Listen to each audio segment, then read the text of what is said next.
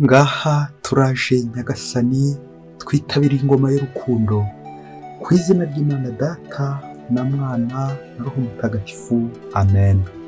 Amahoro bana b'Imana, nimuhumure, Imana iradukunda, ije kutugera neza kuri wa mbere w'icyumweru cya 11 cy'icyumweru bisanzwe, tariki 15 Kamena 2026. Ngaya amasomo ajya kuduhuza n'Imana. Isomo rya mu gitabo cya mbere cy'Abami, umutwe wa 21 umurongo wa 1 kugeza kwa 16. Naboti w'Yizireyeli yari afite umurima w'imizabibu iruhande rw'ingoro ya Akabu umwami wa Samariya. Akabu abwira Naboti ati, mu murima wawe w'imizabibu mugire ubusitani bwanjye, kuko uri iruhande rw'inzu yanjye. Ndakuguranira nguhe urusha uwawe ubwiza, cyangwa se nubishaka nzaguhe ikiguzi cyawo mu giciro cya feza. Naboti asubiza Akabu ati, Uhoraho arandinde gutanga umurage w'abasokuruza banjye. Akabu asubira iwe ababaye cyane kandi arakaye, kubera amagambo yarabwiwe na Naboti ngo singuha umurage w'abasokuruza. Aryama ku buriri bwe yerekeye urukuta, yanga kurya. Umugore we Yezebeli aza kumureba aramubaza ati, urakajwe n'iki gitumye utarya? Umwami aramusubiza ati, nuko nabwiye Naboti w'Yezireyeli nti, tugure umurima wawe w'imizabibu, cyangwa se niba ubikunze nguhe ingurane yawo, maze akanga. Umugore we Yezebeli aramubwira ati, mbese si wowe utegeka ingoma ya Isiraheli? Yuko urye maze umutima wawe unezerwe, ni jyewe uzaguha umurima w'imizabibu wa Naboti w'Yezireyeli. Yandika amabaruwa mu izina rya Akabu, ayashyiraho ikimenyetso cy'ubwami, maze ayohereza abatware n'abanyacyubahiro bari baturanye na Naboti mu mujyi. Muri ayo mabaruwa yari yanditsemo ngo, nimutangaze igisibo, maze mushyire Naboti ku murongo wa mbere w'imbaga y'abantu. Muzane abagabo 2 b'abagome, bamushyire imbere ye, bamushinje amakosa, bagira bati, watutse Imana n'umwami. Nuko muhereko mumusohora, mumutere amabuye mumwice. Abantu bo mu mujyi wa Naboti, aribo batware b'abanyacyubahiro bari bahatuye, babigenza uko Yezebeli yabibasabye, nk'uko byari byanditswe mu mabaruwa yaboherereje. Batangaza igisibo, bashyira Naboti imbere y'imbaga y'abantu bateraniye aho, hanyuma bazana abantu 2 b'abagome babicaza imbere ye. Abo bagome bashinja Naboti mu ruhame rw'abantu bavuga bati, Naboti yatutse Imana n'umwami. Uwo mwanya baramufata, bamuvana mu mujyi, bamutera amabuye arapfa. Batuma kuri Yezebeli kumubwira bati, bateye Naboti amabuye maze arapfa. Yezebeli amaze kumva ko Naboti yatewe amabuye agapfa, abwira Akabu ati, haguruka ugende ufate wa murima w'imizabibu Naboti yanze ko mugura, kuko Naboti atakiriho, yapfuye. Akabu amaze kumenya ko Naboti yapfuye arahaguruka, amanuka ajya mu murima w'imizabibu wa Naboti w'Yezireyeli, arawuzungura. Iryo ni ijambo ry'Imana. Zaburi ni ya 5. Uhoraho, tega amatwi ibyo nkubwira. Uhoraho, tega amatwi ibyo nkubwira, ushishikare kumva amagambo yanjye. Hugukira ijwi ryanjye rigutabaza, mwami wanjye kandi Imana yanjye, niwo ntakambira. Ntabwo uri Imana yuzurana n'ikibi, umugome ntiyakirwa iwawe, umunyagasuzuguro ntahinguka imbere yawe. Uzirana n'abagizi ba nabi bose, ukarimbura abanyabinyoma. Umuntu wese w'umuhendanyi cyangwa umwicanyi, Uhoraho ntabwo arebana nawe. Uhoraho, tega amatwi ibyo nkubwira. Nyagasani Yezu nabane namwe. Amagambo mu Ivanjili ntagatifu uko yanditswe na Matayo, umutwe wa 5 umurongo wa 38 kugeza kwa 42. Muri icyo gihe abigishwa bari bateraniye iruhande rwa Yezu ku musozi, maze arababwira ati, mwumvise ko byavuzwe ngo ijisho rihorerwa ijisho, iryinyo rihorerwa irindi. Ngeweho mbabwiye kudashyamirana n'umugiranabi. Ahubwo nihagira ugukubita urushyi mu musaya w'iburyo, mutegeze n'uwundi. Nihagira ushaka kukuburanya ngo agutware ikanzu yawe, mwegure n'igishura cyawe. Nihagira uguhatira gutera intambwe 1000, muterane 2,000. Ugusabye umuhe, nushatse kumuguriza ntukamwihunze. Iyo ni Ivanjili ntagatifu. Bayoboke b'Imana, nimugire amahoro. Aha tugeze n'ahantu hakomeye, ni kuri buri munsi. buri munsi wumva ijambo ry'Imana, buri munsi uharanire ko hari icyo wahindukaho. Niba hari aho wari warahindanye, ijambo ry'Imana rya buri munsi ryongera kukubyutsa, ryongera kukubwira riti hinduka kandi wemere inkuru nziza. Nusanga hari icyiza wateyemo imbere, ugikomeze, ukomerezaho rwose, kuko ijambo ry'Imana buri gihe naryo riguha imbaraga zo gukomeza mu cyiza, zo gukomeza ukataza mu neza y'Imana, ukora neza. Twese Nyagasani araduhamagaye muri aka kanya agira ngo twirinde gukora nabi, ahubwo dukore neza buri gihe. Ingingo remezo iza guturanga hamwe n'aya masomo ni impande ebyiri. Hari uruhande rw'ibumoso ruriho ikintu gikomeye cyitwa la violence, ubugome. Hari n'uruhande rw'iburyo ruriho ikindi kintu gikomeye cyane cyiza cyitwa la tolerance, koroherana. Niyo mpamvu nawe nanjye icyo duhamagariwe ni ugufata uruhande. Ufata uruhande rw'iburyo cyangwa urw'ibumoso, niyo uza kubigena bitewe n'uko umaze kwakira ijambo ry'Imana, bitewe n'uko Nyagasani akunyuzeho. Rero icyo nagusaba, wirinde ko shitani yakunyuraho. Navuga ku ruhande rw'ibumoso, hahandi hari la violence, ubugome, ubwicanyi, ubugira nabi n'indi migambi mibishe yose, aho gufata uruhande rwiza rw'ivanjiri tubwira inkuru nziza, la tolerance, koroherana, kumva buri gihe cyose wakora neza aho uri hose. Nibyo nkwifurije rero. Isomo rya mbere turi kuzirikana ni impinamagambo y'uruhande navuze rw'ibumoso. Isomo rya kabiri ry'ivanjiri ryo turi kuzirikana nayo ni impinamagambo resume, incamake nayo y'ivanjiri twakiriye none, biri iruhande rw'iburyo. La tolerance, la vengeance, la tolerance. Mbere yo gukomeza gucederwa n'ijambo ry'Imana ry'uno munsi tumaze kwakira, muvyeyi ngiye kugusaba ikintu gikomeye cyane, ariko nta nubwo gikomeye, ahubwo nuko Nyagasani yifuza kukubwira ikintu gikomeye kurenza icyo ngiye kukubwira. Fata agatambaro kawe, ngende umwana w'umuntu. Hari igihe navuga iyi nkuru ukabafatwa n'ikiniga. Fata mushwari yawe hafi, niwumva hari amarira atangiye gutonyanga mu maso, wihanagure, ubundi ubuzima bukomeze. Dore ko kuri ino si hari ubugome, ariko imbere y'Imana naho hari ubugwaneza. Nizere ko kamushwari kawe warangije kugafata, hato uze kwihanagura nibiba ngombwa. Ngo umunsi umwe mu gihugu kimwe cyakure, kure cyane, très loin, très loin, très loin, ngo habayeho umugore ngo yari afite ibintu byinshi bya mirenge. Yari afite urugo rwiza, afite umugabo mwiza, afite n'abana beza, afite ibintu byinshi cyane, arya neza, yambara neza. Ariko ngo yarabuze ikintu kimwe gusa rukumbi, ikintu cyitwa ibyishimo. Yarya ariko ntibifate, yaryama ariko ntabone ibitotsi, yarya ntagira apeti.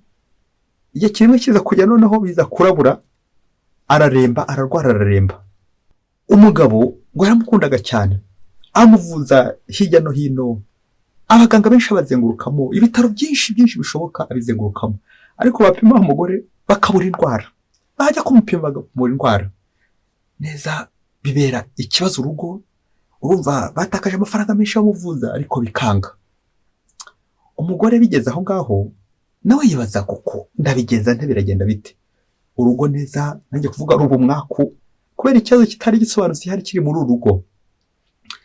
Igihe kimwe kiza kugera, baza kurangira uyu mugabo muganga uvura indwara zo mu mutwe, psychologue. Nuko amujyanayo kugira ngo yibuze arebe ko uyu mugore yazakira, kuko ahandi hose yari rivuje biranga. Ngo hari kure, biba ngombwa nyine bishoke ko byabaye ngombwa ko atega indege.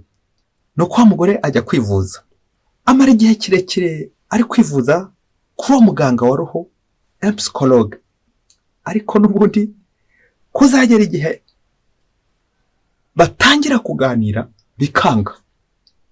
Igihe kimwe kiza kugera, bamaze kumenyerana na wa psychologue, wa mugore kwaza kujya gucya noneho aratobora. Bari bombi na wa muganga aratobora, noneho atangira kumubwira iby'amateka ye. Nuko ngo ahera ku ntangiriro kugeza ku musozo amubwira iby'ubuzima bwe. Ariko igice kirekire yamubwiye anaho nyine hari ikibazo.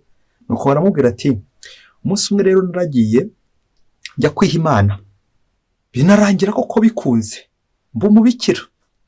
Maze kuba umubikira naje kugira ntya nza gukubagana bya bindi by'uko nyine hari ubuzima bugeraho, ubuzima bugakurya, hari igihe bigeraho umubiri ntibigende neza uko wabyifuzaga, nza kugira ntya ntabizi, ntabishaka, bingoye, numva bingoye, nza gukubagana. Maze gukubagana rero ntabwo byampiriye, urumva nari n'umubikira, bya bindi by'uko nyine batarabushyitsi ntabwo byampiriye, nza gutwara inda. Maze gutwara inda noneho bibera umuzigo ukomeye cyane, ukurikire nawe ko mu nzu y'abihaye Imana kandi bitemewe. Hanyuma se nzataha iwacu n'ubundi koko ndahanye icyo kimwaro, icyo gisebo, ndahanye inda kandi bari bazi ko nagiye kwiha Imana? Bimbera urujijo, mbura uko nabigenza. Nuko rero mfata icyemezo cy'uko iyo nda ngiye kuyikuramo, nshakisha ibinini, nyihata ibinini, nyihata inshinge, ariko yanga kuvamo. Nyihata ibinini, yanga kuvamo. Nyihata inshinge, yanga kuvamo. Neza numva umusatsi ushizeho, mbura uko nabigenza. Ndakomeza ndahatiriza. Igihe kiza kugera numva yaravuyemo. Nuko ngo amezi 9 ashize numva irandiye. Nibwo rero nagiye mu bwiherero, ngezeyo mba ndabyaye. Maze kubyara nibaza uko ngiye kubigenza. Uwo mwana ndamureba numva ndamukunze, ese umwana ndamujugunya, uwo mwana ndamujyana, bite ngenda nirege nsezere burundu? Biragenda bite ko batari baranamenye ko inda nyifite, kubera ko nanjye numvaga byararangiye? Nuko igihe cyaje kugera mfata icyemezo cy'uko uyu mwana ngiye guhita mwica burundu. Mubyeyi umva nduhamuka ibintu ngiye kuvuga, ntihagire uzamenya irengero rye. Nuko ngiye gushaka inyundo n'umuhoro kugira ngo mpite mwica, mumanurire mu bwiherero, yarangiye wese. Ngeze imbere mpita nshakirana na mameya, bishoboke ko yaraje kundeba ahantu nagiye. Ndekereje uburyo agiye guhita mfata bihita birangira, noneho mpita ngenda nihuta, mfata wa mwana nkubita muri toilette, nkubita mu bwiherero, nta kureba hirya nta kureba hino, mpita nsohoka naho menye ibyabaye. Nuko ndakomeza ubuzima bwo kwiha Imana, nongera nambara neza, nongera ndakaraba mera neza, ntawamenye ibyabaye, ntawarabutswe ibyabaye. Ubwo umwana mujugunye iyo ngiyo ndigendera. Igihe cyaje kugera muri bwa buzima bw'abihaye Imana, kumva ndabuza amahoro, najya gusenga ubuza amahoro, neza numva ntari mu mwanya wanjye. Nibwo igihe kigeze nyine numva ubuzima bundambiye, mbihiwe, ntawe uzi ibyambayeho, hari njye gusubiza. Mfata icyemezo cyo gusezera. Abenshi bazi bibaye ko ari njye witwaraga neza, ko ari njye babonaga koko ugerageza ukanyakanya, bigenze bite? Igihe cyaje kujya nyine ndasezera ndataha. Nibwo naje gushaka n'umugabo, turashakana, turabanye tujyana n'abana, dufite amamodoka, dufite amazu, dufite amafaranga menshi cyane. Ariko nkumva mbuze ibyishimo, hano hose nkumva mbuze ibyishimo. Ariko natekereza wa mwana nakoreye bwa bugombe, wa mwana uri muri toilette, wa mwana uri mu musarani, wa mwana uri mu bwiherero, ndigeze narimo ngaragariza urukundo. Wa nashatse kwicisha inyundo, ngashaka kumwicisha umuhoro, nkababazwa n'uburyo namukubisemo adapfuye. Ibyo ngibyo bikanja cyane. Ubwo rero mbura ibyishimo ryo na n'ubu aho ngaho niho nagerezaga. Uko niko nanganaga, ndabigutuye ngira ngo umfashe mbona uburyo nakira. Nuko wa muganga amaze kumva izo nkuru zose z'ubugome zabereye kuri uwo mubyeyi, n'uburyo bwose abuze ibyishimo n'uburyo abuze amahoro, wa muganga araturika ararira. Noneho se ninde uza kuvuza undi? Ninde uvuza undi muri abo bombi? Ukurikira ikintu cyamurizaga, ngo ahise atekereza amateka ye, ukuntu bayamubwiye, dore ko atazi se atazi na nyina. Atekereza uburyo bamubwiye ngo ni umukozi ngo wakoraga mu nzu z'ababikira, wagiye mu bwihera kumva akana kari kurira, akajyana iwe arakarera, ukuntu yamufasha akamwigisha n'uburyo bwose yaje kuba umuganga, mbese nk'ikigero arimo ari bo wuwo nyine bari kuvugana. Wa mwana atekereje iyo nkuru zose, uburyo yarerewe muri rwa rugo, n'uburyo yarezwe na wa mukozi wakoraga mu babikira, arebye n'isura ye, arebye n'uwo mubyeyi, nuko araturika ararira, arangije amugwa mu nda aramuhobera, maze aramubwira ati ma mère, undi ati mon fils. Guhera ubwo wa muganga wa roho psychologue yagiye kwivuzaho, bahita bahoberana n'uwo mubyeyi wari ufite icyo kibazo, baribwirana baganira ku mateka yose. Umwe aza gusanga ari mama, undi aza gusanga ari umuhungu we w'imfura. Icyo gihe ibyishimo biba byose, wa muhungu amaze kumuhobera ati mama, undi ati mwana wanjye, ma mère mon fils. Uko bagahoberanye bakomeza bahoberana kugeza ku ndunduro, bararira baraturika bararira, nuko umwe abohora undi ababarira undi. Uko ni kwa mubyeyi yaje kurangira akize, abonye umuhungu we n'umuhungu abonye nyina batangana imbabazi, umwe asaba imbabazi undi ahereza undi imbabazi. Nuko ubuzima burakomeza, nuko wa mubyeyi yaje gukira cyo abona ibyishimo yari yarabuze iyo myaka yose. Bayoboke b'Imana, Yezu Kristo akuzwe. Nanjye ubuhamya ndabuguhaye ngira ngo uze kuzirikana ku isomo rya mbere ry'uno munsi, isomo ryo mu gitabo cya mbere cy'Abami twazirikanye, aho Naboti yapfuye urw'abagome azize umwami Akabu wari ufite ibintu bya mirenge. Nuko Akabu agashaka gufatira akarima ke, agashaka kukazungura. Ubwo Naboti yarakomeye kuza umurage w'abasokuruza, nibwo birangiye umugore we ashyizemo ubugome, Yezabeli, birangira Naboti bamwishe. Ubwo bugome bwerekeza nanone ku bugome natwe tugira, tugashaka kwicisha isazi inyundo, tugashaka kwica abana, imihoro, inyundo n'ibindi byose dukora. Ubwo bugome tukaroha bagenzi bacu mu misarani, tukaroha bagenzi bacu mu byobo, tukabagira nabi. Ubwo bugome bwo mu isezerano rya kera butwerekeza ku kubohoka mu isezerano rishya Yezu Kristo aduhamagarira, la tolérance, dans la violence à la tolérance, kugira ngo natwe tubohorane, tubabarirane, tworoherane. Nk'uko uyu mwana akura amaze kumva amateka ye, akumva ko ari uwamugiriye impuhwe, akamurera atanamuzi, none amenyanye na nyina. Nyuma y'igihe kirekire nyina nawe akomeretse ababaye, kaza kugera igihe kuko bamenyana, akamubohora. Yaraboshywe n'imitego ya sekibi, yaraboshywe n'inzangano, yaraboshywe n'ubugome, yaraboshywe n'ibi bimuboshye nyine, yaraboshywe n'ubugome, aboshywe n'urwangano, kwanga umwana wibyariye kugeza ubwo umuroshye. Ubu se hacura iki ugeze ku bandi? Nawe birumvikana wahita ubaroha. Ngaho Nyagasani akuganisha nanjye koroherana. Umwitoza gukora uno munsi nyuma yo kuzirikana kuri ino vanjiri yo koroherana, kudakagatiza, ukoroshya ibintu mu buryo bwose bushoboka. Nawe uze kuzirikana ku bantu bose bagiriye ubugome, ku bantu bose uri gushaka kugirira nabi. Ibyo bikomere byose ubizanire Yezu abyomore. Nawe uze kuzirikana ku mateka y'ubuzima bwawe. Ese nta ntu wakomeretse? Nta muntu wakomerekeje? Hanyuma se nta wundi wakomoye? Hanyuma se washoboye kubabarira wa muntu waguhemukiye? Uze kumushaka, umubohore mu mutima, umubabarire, mwiyunge mu mutima. Igihe cyose utariyunga n'umuntu mwagiranye nabi, n'umuntu waguhemukiye, nuko rero nawe aho ubona hari umuntu waraguhemukiye akakugira nabi, akagukora ibintu byamfuramye, wirinde kwihorera, ahubwo umworohere, utangire urugendo rwo koroherana buhoro buhoro, kuko bene uru rugendo arirwo rugana ijuru. Ikintu cy'Imana ishaka, ikintu Yezu Kristo adusaba kuri uyu musozi turiho. Uyu musozi ni uw'amahoro, ntabwo ari uw'umuhoro. Uyu musozi ni uw'ibyishimo, ntabwo ari uw'ishavu. Uyu musozi ni uwa Yezu Kristo turiho kugira ngo natwe tubare ibyaha byacu.